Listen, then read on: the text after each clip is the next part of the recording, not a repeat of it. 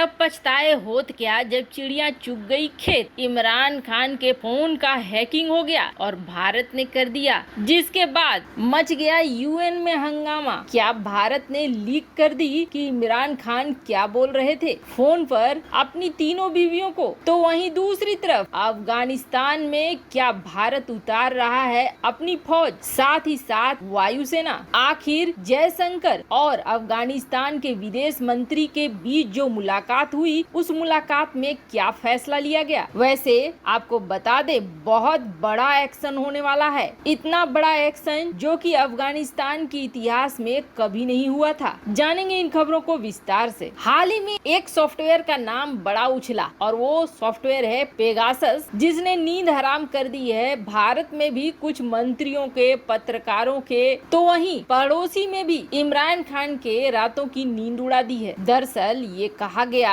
और कुछ media house ने इसे जोर शोर से दुनिया के सामने रखा कि करीब 50,000 फोन नंबर हैं जिनका इस्तेमाल पेगासस के जरिए किया गया निगरानी करने के लिए, और उसमें से एक इमरान खान भी है। और कौन करवा रहा है, तो इमरान खान के फोन की हैकिंग भारत ने करवाई। ये बात तो जरूर है कि पेगासस ने इस वक्त इतनी तहलका मचा रखी है कि फ्रांस के राष्ट्रपति ने तो तुरंत अपना फोन नंबर बदल लिया इसके डर से, क्योंकि उन्हें लग रहा था कि कहीं उनके साथ भी तो ऐसा ही कुछ नहीं हो रहा है। साथ ही साथ उन्होंने अपने यहाँ अपने देश में सुरक्षा के लेयर को भी बदल दिया और भी ज्यादा सुरक्षा और निजता के लिए बड़े बड़े काम करने शुरू कर दिए। बात चीन की करें तो चीन ने भी इस पेगासस जासूसी की निंदा की। चीनी विदेश मंत्रालय के प्रवक्ता झाओ लिजियान ने तो यहाँ तक कह दिया कि चीन इसकी कड़ी निंदा करता है। अगर ये सच है तो ये तो बहुत ही ज्यादा खतरे वाली चीज हो गई है। पर इन सब में पाकिस्तान, इसका कहना है कि हमने अंतर्राष्ट्रीय मीडिया के रिपोर्टों को देखा और इसमें भारत सरकार ने नागरिकों को, विदेशियों को और यहाँ तक कि प्रधानमंत्री इमरान खान के खिलाफ स्पाईवेयर का इस्तेमाल किया, जो कि बहुत ही गलत है। और हम इसके लिए यूएन में जाएंगे और यूएन में पहुंच भी गया इमरान खान। पेगासस स्पाईवेयर से प्रधानमंत्री इमरान खान के जासूसी के मामले में पाकिस्तान ने यूएन का दरवाजा खटखटाना शुरू कर दिया। पाकिस्तान का कह रहा है कि भारत इजराइल के इस हैकिंग सॉफ्टवेयर के जरिए इमरान खान समेत कई नेताओं की जासूसी कर रहा है, इसलिए भारत के खिलाफ एक जांच बैठनी चाहिए और ये जांच टीम सच्चाई को निकाल कर सामने लाए और भारत को इसके लिए जिम्मेदार ठहराए। तो हमें पता ही था कि इस मामले को पाकिस्तान यूएन में जरूर ले जाने की कोशिश करेगा, पर इतनी जल्दी बौखला जाएगा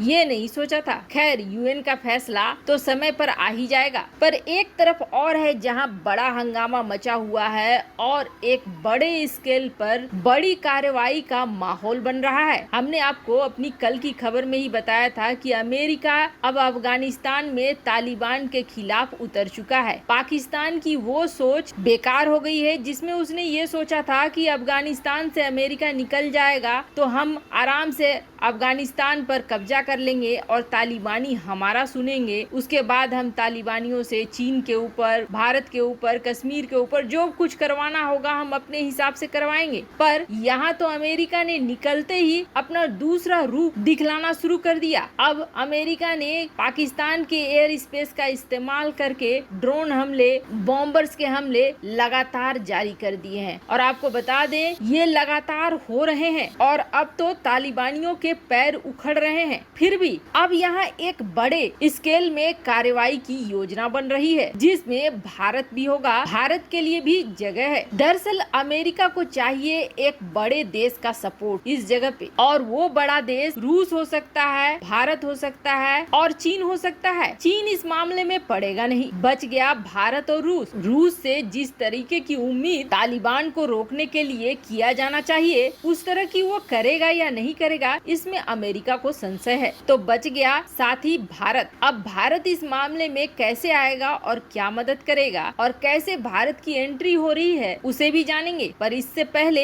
ये आर्टिकल जरूर देखें जिसमें विदेश मंत्री मिल रहे हैं अफगानिस्तान के और भारत के। पर साफ साफ ये कहा गया है कि अफगानिस्तान एक बड़ा एक्शन अब लेने के मूड में है और इस एक्शन को लेने से पहले वो अपने जो भी दोस्त देश हैं उनसे बातें कर रहा है और ये एक्शन तालिबान के खिलाफ ही लिया जाएगा। खुद भारत के विदेश मंत्री एस जयशंकर ने अफगान विदेश मंत्री के साथ अपने हुए बातचीत का फोटो के साथ ट्वीट पर सूचना भी दी। वैसे आपको बता दें, इससे पहले ताशकंद में भी मिल चुके हैं ये, और अब आने वाले हैं अगले हफ्ते अफगानिस्तान के आर्मी चीफ जनरल वली मोहम्मद, और ये साफ तौर पर है कि वो मदद मांगने आ रहे हैं। अब जब अमेरिका इस युद्ध में कूद चुका है अफगानिस्तान के साथ, तो वहीं भारत भी इस युद्ध में कूदेगा, इसकी बहुत ज्यादा संभावना दिखने लगी है। अब भारत इस हमले में कैसे आएगा तो आप जान लीजिए, तजिकिस्तान में यहाँ पर भारत का भी एक बेस है। ये एयरबेस न सिर्फ ऑपरेशनल है, बल्कि यहाँ पर भारत ने अपने सुखोई विमानों की तैनाती करके भी रखी हुई है। भारत जब भी इस जंग में हिस्सा लेगा, तब भारत अपनी थल सेना को नहीं भेजेगा। ऐसा इसलिए क्योंकि थल सेना की बात करें तो खुद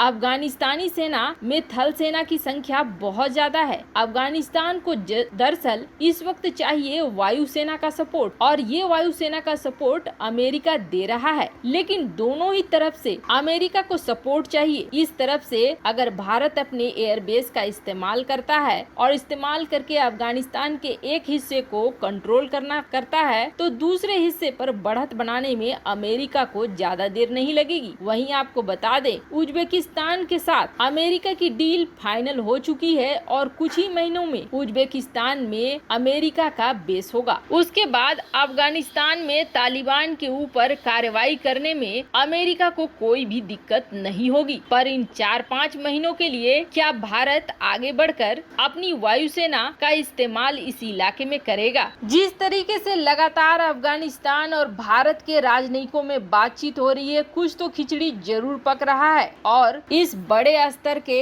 एक्शन में कहीं न कहीं भारत की भी भागीदारी होगी, ये भी दिख रहा है। क्योंकि अब सिर्फ यही नहीं कि अफगानी विदेश मंत्री और भारतीय विदेश मंत्री मिल रहे हैं, बल्कि अमेरिका के विदेश मंत्री भी भारत पहुंच रहे हैं, जिसमें खास तौर पर अफगानिस्तान को लेकर बात होगी। जिसके बाद ये चर्चा और भी ज्यादा बढ़ गई है कि अफगानिस्तान में तालिबान को लेकर भारत और अमेरिका साथ आएंगे और इस मसले को साथ में ही हल किया जाएगा, चाहे वो सैन्य कार्रवाई से हो या फिर राजनीतिक समाधान से हो। वैसे आपको क्या लगता है, क्या भारत को इस मामले में साथ देना चाहिए? कमेंट कर अपनी राय जरूर बताएं। जल्द मिलते हैं अगले वीडियो में नई खबर के साथ।